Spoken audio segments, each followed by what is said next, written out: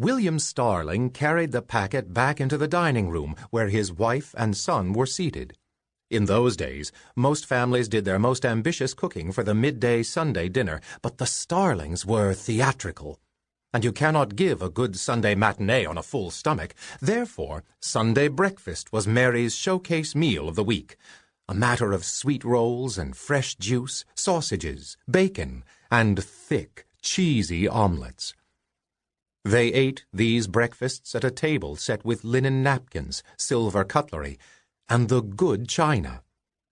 On Sunday mornings, the Starlings could enjoy a leisurely family meal. But when William came back into the dining room, he couldn't contain his curiosity. He pushed his unfinished plate aside. From inside the packet, he pulled 2 long envelopes, one small, heavy red silk bag, and one thick sheet of paper covered with words arranged in lines as straight as soldiers on a battlefield. He read this letter through silently. When he had finished, he looked across the table to his wife and waited, watching her. She waited, watching him. Neither of them looked at Max, who had also stopped eating but did not speak. He knew better than to interrupt the drama they were creating. William set the letter down on the table, pulled his plate close again, and picked up his fork. Patient, silent, Mary watched, waiting, until at last she burst out laughing and said, "All right, William, I give up. I'll ask, if you're going to be so theatrical about it. What does the letter say?" "It says," her husband began, and filled his mouth with sausage. After he had chewed for an irritatingly long time, and swallowed, and savored the last of his orange juice, he said, in a voice that vibrated like a tuning fork, "It promises, my dearling, that a great adventure awaits us."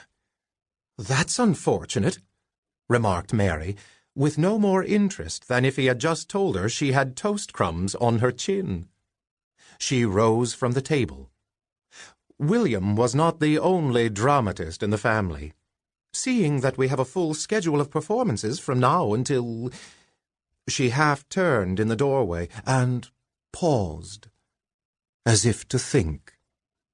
"I believe the middle of September, with no time for adventures." "All right," William said. "All right, Mary. You win.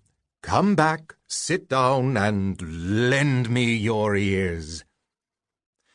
When she had done as he asked, he announced, as if he were addressing a great crowd from a great height, "On this first day of April, the Starling Theatrical Company has received a letter from deepest India, a letter written by the Maharaja of Kashmir himself, in his own hand.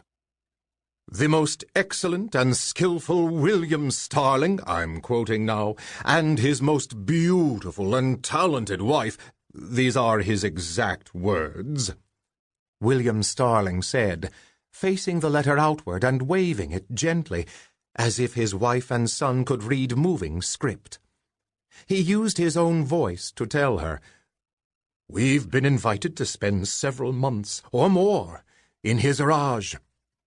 In India, Mary. We've never been to India. And what do you say to that, my most beautiful and talented wife?"